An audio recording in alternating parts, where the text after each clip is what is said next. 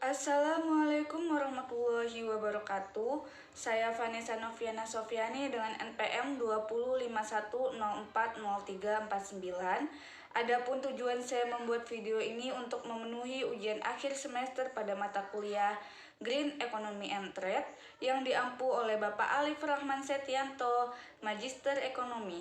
Pada kesempatan kali ini saya mengambil tema sumber daya alam yang tidak dapat diperbarui dengan judul pengaruh penjualan minyak bumi terhadap pertumbuhan ekonomi. Adapun perumusan masalah yang akan dibahas yaitu satu pendahuluan, yang kedua masalah, yang ketiga hubungan dengan manajemen bisnis. Baiklah, kita masuk ke materi yang pertama yaitu pendahuluan. Agar bisa memahami betapa pentingnya keberadaan sumber daya alam bagi kehidupan manusia, kita perlu memahami terlebih dahulu apa itu sumber daya alam dan manfaat bagi kehidupan manusia, baik secara langsung maupun tidak langsung. Nah, secara singkat, sumber daya alam merupakan segala sesuatu yang berasal dari alam dan digunakan untuk memenuhi kebutuhan kehidupan manusia.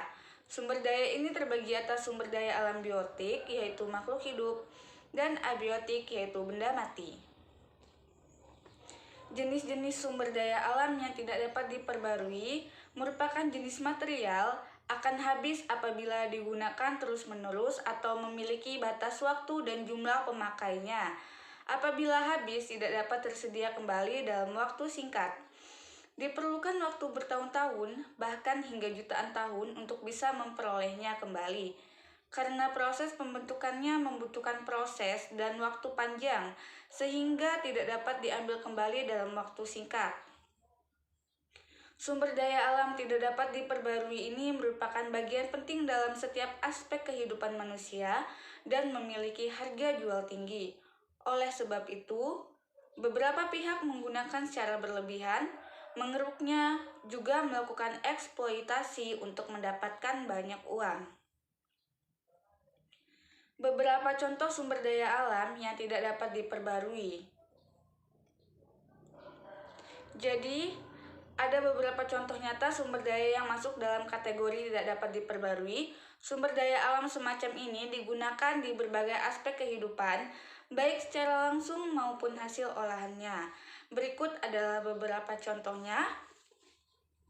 Yang ke-1, emas. Emas merupakan logam mulia yang keberadaannya sudah dikenal oleh semua orang. Bukan hanya digunakan sebagai perhiasan, saat ini emas juga digunakan sebagai bahan produk kecantikan dan makanan. Yang kedua, besi. Besi juga merupakan jenis logam yang mudah ditemukan dan memainkan peranan penting dalam kehidupan manusia. Saat ini besi masih mudah ditemukan di bumi sehingga digunakan dalam berbagai aspek kehidupan manusia. Yang ketiga, aluminium. Aluminium juga memiliki peranan penting dalam kehidupan manusia dan merupakan konduktor listrik yang baik. Sifat amfoter di dalamnya bisa bersifat basa atau asam sehingga dapat dibentuk menjadi bermacam penampang. Kemudian yang keempat, minyak bumi. Minyak bumi merupakan sumber bahan bakar untuk berbagai kendaraan di dunia. Mobil, motor, bahkan kapal bisa saja menggunakan bahan bakar ini untuk dapat melaju dan mengantarkan manusia ke tempat tujuan. Bahan bakar fosil merupakan hasil pelapukan fosil selama jutaan tahun silam dan penggunaannya berbagai bahan bakar untuk kendaraan maupun industri. Hingga saat ini penggunaannya masih menjadi primadona di dunia. Yang keenam, batu bara. Batu bara merupakan batuan sedimen yang dapat terbakar dan terbentuk dari endapan organik, terutama sisa-sisa tumbuhan. Batu bara di Indonesia banyak terdapat di Pulau Kalimantan. Kemudian yang ketujuh atau yang terakhir, ada material nuklir. Kita pernah mendengar tentang radioaktif atau nuklir. Semua itu berasal dari material radioaktif yang memancarkan sinar radioaktif, seperti alfa, beta, dan gamma. Materi radioaktif sangat bermanfaat di banyak bidang seperti pertanian dan kedokteran. Nah, baiklah, kemudian selanjutnya kita lanjut ke materi yang kedua, yaitu masalah. Badan Pusat Statistik atau BPS melaporkan cadangan minyak bumi Indonesia sebesar 4,17 miliar barel pada tahun 2020. Cadangan minyak bumi ini meningkat 10,6% dari tahun 2019 yang sebanyak 3,77 miliar barel. Jika dilihat tren sebelum pandemi, cadangan minyak bumi Indonesia mengalami penurunan sejak tahun 2018. Tercatat cadangan minyak bumi Indonesia sebanyak 7,51 miliar barel pada tahun 2018. Angka tersebut turun 0,3% dari tahun sebelumnya yang sebanyak 7,53 miliar barel. Lalu penurunan ini berlanjut pada tahun berikutnya. Pada tahun 2019, cadangan minyak bumi di tanah air sebanyak 3,77 miliar barel. Cadangan ini turun hingga 49,8% dari tahun sebelumnya. Menurut Kementerian Energi dan Sumber Daya Mineral atau ESDM, cadangan minyak di Indonesia akan tersedia hingga 9,5 tahun mendatang. Ini perlu menjadi perhatian di masa depan karena kesejahteraan manusia terkait dengan jumlah dan kualitas energi yang dimanfaatkan dalam kehidupan modern. Materi yang selanjutnya yaitu ada hubungannya dengan manajemen bisnis. Sejak tahun 1990-an, produksi minyak mentah Indonesia telah mengalami tren penurunan yang berkelanjutan karena kurangnya eksplorasi dan investasi di sektor ini. Di beberapa tahun terakhir, sektor minyak dan gas negara ini sebenarnya menghambat pertumbuhan PDB. Target-target produksi minyak ditetapkan oleh pemerintah setiap awal tahun tidak tercapai untuk beberapa tahun berturut-turut karena kebanyakan produksi minyak berasal dari ladang-ladang minyak yang sudah menua. Saat ini, Indonesia memiliki kapasitas penyulingan minyak yang kira-kira sama dengan 1 dekade lalu, mengindikasikan bahwa ada keterbatasan perkembangan dalam produksi minyak yang menyebabkan kebutuhan saat ini untuk mengimpor minyak demi memenuhi permintaan domestik. Penurunan produksi minyak Indonesia dikombinasikan dengan permintaan domestik yang meningkat mengubah Indonesia menjadi importir minyak dari tahun 2004 sampai saat ini, menyebabkan Indonesia harus menghentikan keanggotaan jangka panjang pada tahun 1962 sampai 2008 di OPEC. Kendati begitu, Indonesia akan bergabung kembali dengan OPEC pada Desember tahun 2015. Kurangnya eksplorasi dan investasi lain di sektor minyak ini telah menyebabkan penurunan dalam produksi minyak Indonesia yang disebabkan karena manajemen yang lemah dari pemerintah, birokrasi yang berlebihan, kerangka peraturan yang tidak jelas, serta ketidakjelasan hukum mengenai kontrak. Hal ini menciptakan iklim investasi yang tidak menarik bagi para investor, terutama bila melibatkan investasi jangka panjang yang mahal. Secara kontras, konsumsi minyak Indonesia menunjukkan tren naik yang stabil. Karena jumlah penduduk yang bertumbuh, peningkatan jumlah penduduk kelas menengah, dan pertumbuhan ekonomi, permintaan untuk bahan bakar terus-menerus meningkat. Karena produksi domestik tidak bisa memenuhi permintaan domestik, Indonesia mengimpor sekitar 350-500 barel pada bahan bakar per hari dari beberapa negara. Kebanyakan proses produksi minyak Indonesia terkonsentrasi di cekungan-cekungan yang ada di wilayah barat negara ini.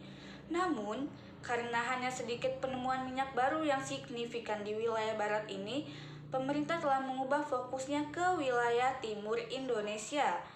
Kendati begitu, cadangan minyak yang terbukti di seluruh negara ini telah turun dengan cepat menurut sebuah publikasi dari perusahaan minyak BP. Di tahun 1991, Indonesia memiliki 5,9 miliar barel cadangan minyak terbukti, namun jumlah ini telah menurun menjadi 3,7 miliar barel pada akhir tahun 2014. Sekitar 60% dari potensi ladang minyak baru Indonesia berlokasi di laut dalam yang membutuhkan teknologi maju dan investasi modal yang besar untuk memulai produksi. Baiklah, kita lanjut ke materi selanjutnya, yaitu kebijakan pemerintah yang mempengaruhi konsumsi minyak Indonesia. Salah satu kebijakan pemerintah yang telah sangat dikritik adalah kebijakan subsidi bahan bakar yang berumur beberapa dekade, yang untuk sebagian besar disubsidi oleh Anggaran Pendapatan dan Belanja Negara atau APBN. Walaupun kebijakan ini bertujuan mendukung masyarakat miskin Indonesia, segmen yang lebih mampu, termasuk kelas menengah, yang paling banyak diuntungkan oleh kebijakan bahan bakar bersubsidi. Terlebih lagi, kebijakan ini menyebabkan peningkatan signifikan untuk permintaan bahan bakar, dan karenanya menyebabkan tekanan besar pada defisit APBN. Bahkan hal ini mengimplikasikan bahwa APBN secara langsung terhubung dengan harga minyak yang cenderung volatil. Alokasi-alokasi ekstra untuk memenuhi permintaan bahan bakar bersubsidi yang meningkat dilakukan setiap tahunnya. Sementara harga penetapan yang rendah menyebabkan distorsi pasar. Pengurangan atau penghapusan subsidi bahan bakar adalah isu yang sangat sensitif di Indonesia, karena hal ini menyebabkan demonstrasi massal di seluruh negeri, mengimplikasikan risiko-risiko politik untuk elit yang memerintah.